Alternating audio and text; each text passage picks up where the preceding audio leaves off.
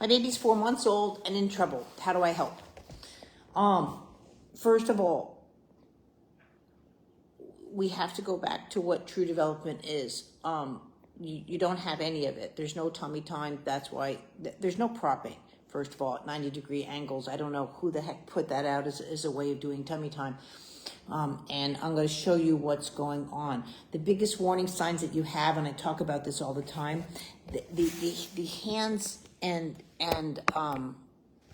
legs. Sorry, I don't have any of my gear here, and I'm trying to get angles. I'm using just props around the kitchen. Anyway, so when your baby's arms are going away from their body, that's a big warning sign that they're not ready for development or they're not able to go into development. A baby's hands always and arms stay in and they play around like that, but they don't come out like this. I've done tons of videos on that, so you're at the right place. And you won't see the head move away from the body. That's also something that shouldn't happen. Everything should be synchronized. And so the reason your child hates tummy time, right? First of all, again, this quote, prop 90-degree. First of all, I'm stuck. This is not a functional movement. How am I going to play? All you're asking a child to do is to lift their heads, baby. They don't lift their heads. The baby's pelvis goes in here, and then the arms are free.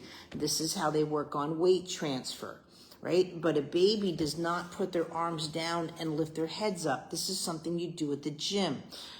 Adults can lift their heads up, babies cannot, right? So that's where you're at. So in the tummy time course, you're going to learn how to work just lightly on the head to synchronize all that and to work on those midline crossings, because then the chest cavity, this is where your child doesn't have it.